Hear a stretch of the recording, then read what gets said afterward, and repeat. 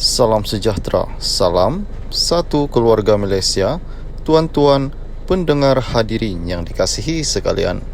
Bicara kes rasuah Zahid bersambung tahun hadapan. Kuala Lumpur, perbicaraan kes rasuah pecah amanah dan pengubahan wang haram yang dihadapi bekas Timbalan Perdana Menteri Datuk Seri Ahmad Zahid Hamidi ditangguhkan ke tahun hadapan. Hakim Mahkamah Tinggi Datuk Colin Lawrence Quera memutuskan prosiding ditangguhkan selepas membenarkan permohonan peguam bela Hisham Tehpotek dan menetapkan selama 21 hari bermula 16 Januari tahun hadapan bagi sambungan bicara. Terdahulu, Hisham memohon supaya pentarik perbicaraan hari ini dan esok dilapangkan sementara menunggu rayuan pembelaan untuk mendapatkan rakaman. Kenyataan 15 saksi daripada Suruhanjaya Pencegahan Rasuah SPRM diputuskan Mahkamah Rayuan pada 14 November ini.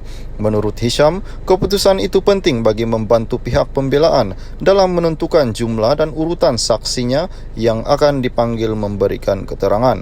Kami memerlukan panduan daripada Mahkamah Rayuan sama ada kami dibenar mendapatkan penyataan saksi atau sebaliknya.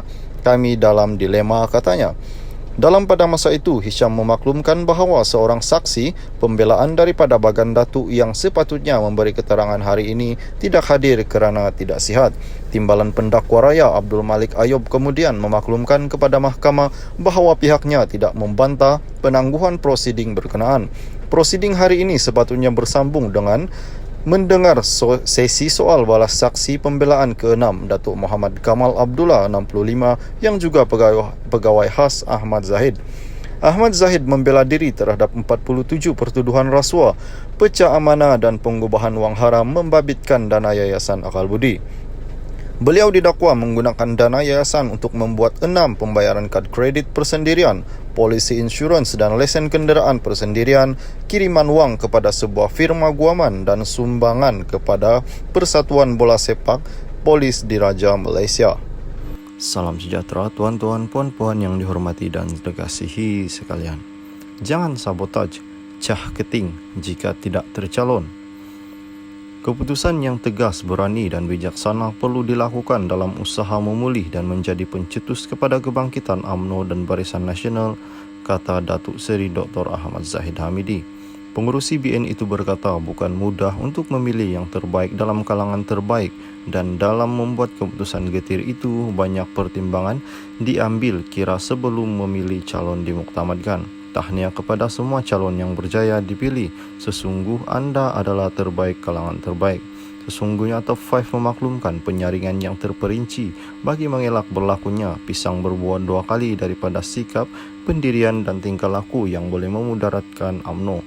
Mereka adalah antara yang ramai dalam BN yang memenuhi ciri kriteria wali yang juga perlukan untuk memenangi pilihan raya umum kali ini, iaitu boleh menang, boleh terimaan dan disenangi, katanya dalam Facebook. Ahmad Zahid berkata sekiranya perubahan tidak dilakukan, UMNO boleh menyebabkan parti ketinggalan ke belakang kala parti pesaing melakukan perubahan, terutama kalangan calon yang bertanding PRU15 ini. Suara anak muda sangat penting dan kita perlu mendengar dan memberikan peluang calon baru untuk bertanding. Yang sudah lama menjadi wakil rakyat perlu memberikan peluang suara anak-anak pengambil tempat dan kedudukan. Ketika yang sudah lama bertanding dahulu, mereka juga disokong oleh anak-anak muda dan dewasa yang lain. Tanpa sokongan ini, mereka tidak akan dapat menjadi wakil rakyat untuk berpenggal-penggal selamanya, katanya. Beliau yang juga bertanding Parlimen Bagan Datu berkata, mereka tidak terpilih menjadi calon kali ini perlu berjiwa besar menerima keputusan bagaimana mereka pernah diberikan peluang belasan dan puluhan tahun yang lalu. Jangan pula cetus rasa tidak puas hati, marah, protes dan cah keting. Sabotaj malah juga tutup bilik gerakan, memberikan kenyataan yang memburukkan reputasi parti sendiri. Mereka perlu sedar apabila dicetuskan, ini menunjukkan warna sebenar sikap mereka terhadap parti dan rakyat perlu nilai sendiri pribadi politik dan demikian, katanya. Beliau berkata ketika ini kesetiaan kepada parti merapatkan barisan lebih penting daripada merintih apabila tidak dicalonkan. Mereka jangan pula fikir untuk mengkhianati parti secara langsung dan tidak langsung.